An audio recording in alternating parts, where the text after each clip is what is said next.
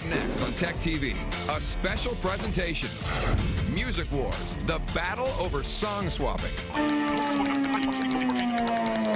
I entered the market with a vision, and the vision was to create the most powerful, democratic distribution mechanism available for anyone with digital content.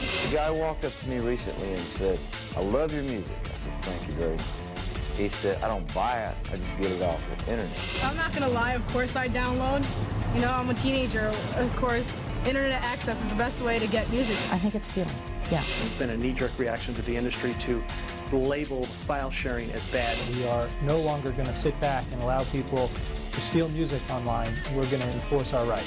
They're suing individuals, families, threatening them with bankruptcy, and trying to intimidate them into coming back to being customers. I think once corporations start suing their consumers, their customers, they're really on a slippery slope. For the record companies to make these CDs, they mass produce them. It can't cost them more than like 20 cents a CD.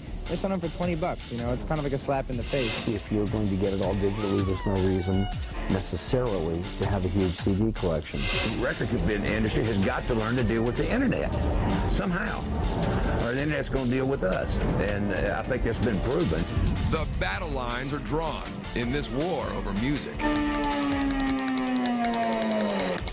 Music is at a crossroads. Right, it's not quite the same crossroads that the Godfather soul James Brown visited. This is actually at the corner of, well, digitally recorded music and the internet, with the devil in the download. You see, on one side, it's never been easier before for an artist to make a perfect copy of their work for anyone who wants it. But it's also never been easier for someone to take that work and not pay for it. Right, and that's actually created a revolution between the music industry and music fans like never before. The music industry, hip, except when it comes to the next big thing in technology. Remember 8-tracks? Well, once we kicked those to the curb, the cassette tape rocked our boomboxes. Then came the compact disc in the early 80s, pure digital. We all had to go out and buy another copy of Sgt. Pepper's. 2 decades later, digital music over the internet, creating a new way to share music. I will download forever. For the first time in music history, it may be the consumer calling the shots, at least until the record industry catches up. Okay, so what's right about the music industry in the digital age? Well, first, if you're a music junkie, there's never been a sweeter time for you to get your music fixed. That's a good point. Actually, if you're an up-and-coming musician, great way to get the music out to the masses. Yeah, this girl's happy. CDs? Oh, they're old with the Michelle branch. Yet she's already got 4 top 10 singles, 2 albums, and a Grammy Award. Okay, so the girl's got a gift, but she also knows how to work the web. The internet has been a part of my career since it started. That's always been a concern of mine, even before I was signed to a label. She came to Maverick and it was amazing. She had her own site. She was familiar with community. She was on the boards. I would go on other message boards of bands that I liked, and I would say, "Hey, you like this? Listen to my MP3." And I had a fan base on the internet before anyone had ever heard of me. A lot of the ideas that we used to launch the record, and from marketing sense, came from her. Michelle also got the backing of AOL early on. We actually started playing her video before MTV did. When the new record came out, you would think that I would be going to a lot of radio stations trying to get played. One of the first meetings I took, I went to AOL and played them my record. And they set up this concert, broadcast live over broadband, to fans who tell of downloading lots of Michelle. Oh, I download all my Michelle Branch music. I was like, oh, okay. Well, maybe I should stop downloading music myself. But she thinks she knows why people swap songs. People are listening less and less to radio because it's not playing what they want. I think if there was a convenient way for them to download music and pay for it, they would. But I've tried all those things where, you know, you put your credit card number in and 5 hours later you still don't have the song downloaded. Her devoted fans seem to support that theory. I go out and buy the CD anyway, because I'm a real fan. Because real fans don't freeload. That's awesome. Would you mind terribly if I got a ticket to your show? Because I don't think I... You don't have a ticket? Are you kidding me? Yeah. I think I know somebody. I think I can get you in. As for the future, Michelle's got her sights set on management. I would love to sign bands or be behind the scenes, help make a record. A fresh perspective, guiding a new generation of musicians and music fans. Meet music fan Chris Slater. He's got music. I've got Berlin Husky, Lester Flatt, Earl Scruggs, Line Burrito Brothers, Golden Small. He's got rhythm.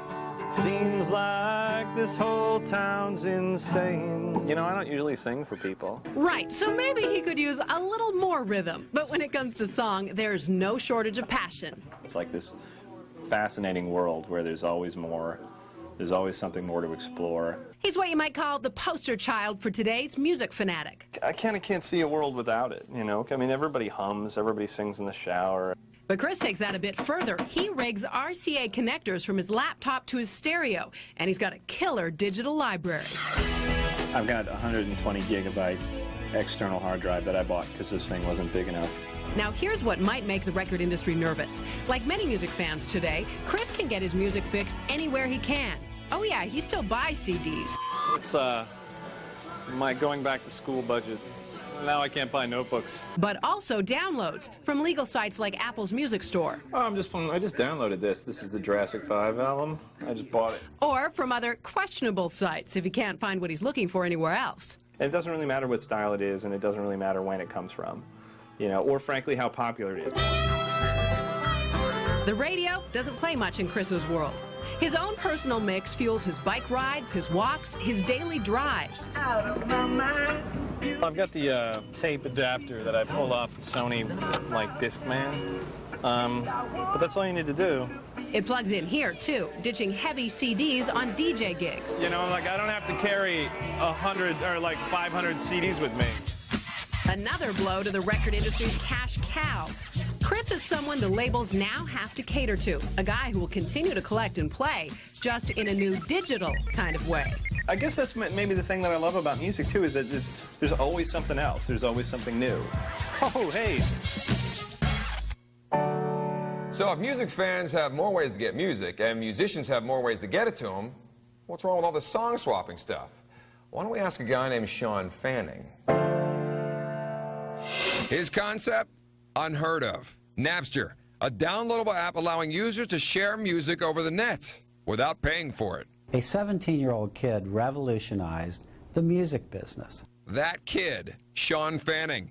He faced off against the Recording Industry Association of America, a shy visionary who believed his baby could survive. Along the way, many people have said it would never work. We'll find a way to keep this community growing. If we work together, I know this will succeed. But Naptser died in the hands of the courts, killed off by funneling copyrighted files through one centralized computer, something the courts say Naptser could have controlled. But more peer-to-peer sites popped up, like Kazaa, Grokster, and Morpheus. P2P is a great technology for getting around copyrights. But they've skirted shutdown, because they can't be held liable for swapping. They're decentralized. Lots of computers sharing the trading, harder to control. Fans say it's the way to explore music. Kids today find out about new music by being on the internet. They're using peer-to-peer software, they're using file sharing networks. Peer-to-peer is one of the most efficient ways to distribute digital media. And I think that will ultimately be embraced. So if you cannot stop the new networks in court, how do you stop the swap? Well, as David Stevenson shows, you go after the people that use them. Song swappers, the music industry is pulling the plug on your party. We need to let people know that they can't be engaged in this behavior and expect that there is no risk of consequences. So the record industry is tracking down file swappers using web crawler companies like Bay TSP. Your IP address is unique in the internet in the world. We can trace you back. So there is no way to be anonymous. The RIAA sent out over 1,000 subpoenas to get the real names of file swappers from their internet service providers. Names in hand, the record industry has now filed lawsuits against the worst offenders. People like Sherry, who says she got no warning that she was violating copyrights. When I've downloaded, it's never said anything about this is illegal. I'm not downloading anything ever again. I mean, not even screensavers. And Vonnie Bassett, mother of a 17-year-old. It's confusing and it's shocking. And to me, if this is illegal, they shouldn't be allowed to have the website to let kids, and I'm sure there's adults out there that do it too. The recording industry wants them to be intimidated, and of course some people will be, but I think a lot of people are also going to be angry. Congress is following this closely. I don't want to make criminals out of 14-year-olds. I don't want to strip away the bank accounts of kids who are going to college because they were doing something that they probably didn't think was wrong. It's a gamble the record industry is willing to take, but whether legal action is the best course of action is still up for debate. The question is whether we can convert these individuals into paying customers of the new legitimate online services. It's time to change the law, develop a mechanism that gets artists paid for the file sharing, and in exchange, make the file sharing legal. A college student named Jesse Jordan thought the file sharing network he created was legal, but on April 3rd, his life changed. Day was pretty normal. I got a call from the dean of students. He said it was pretty urgent that I come to talk to him. He just basically told me that the RIAA is suing you. A multi-million-dollar lawsuit filed by the music industry's file-swapping attack dog against a 19-year-old. I was thinking, whoa. Accusing Jesse of copyright infringement for running a mini Napster-like illegal song-swapping service. Basically, Napster set out to create its own network specifically for music.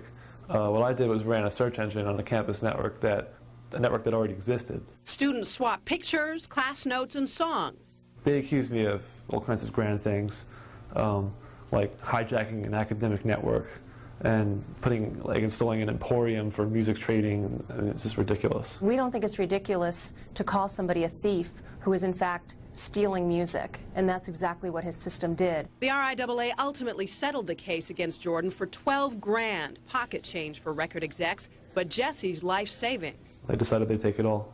We wanted to send a deterrent message to others who had these similar services up on their college campuses.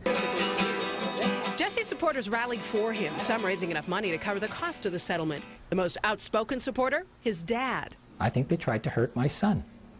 And to his credit, he stood up to them. For Jesse and his dad, longtime music fans, it was an expensive showdown between David and Goliath. Talk about your showdown, Kazaa versus the record industry. And later, Charlie Daniels' lowdown on downloading.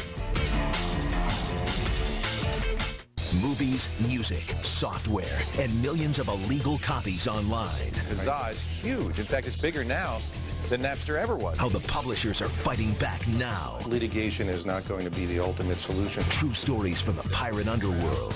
I walked out of my room and I was met by a federal customs agent. Your concerns about copyright addressed live. Kids don't trade wares. Watch the Screensavers Special Piracy Edition, Wednesday at 7, 6 Central, only on TechTV.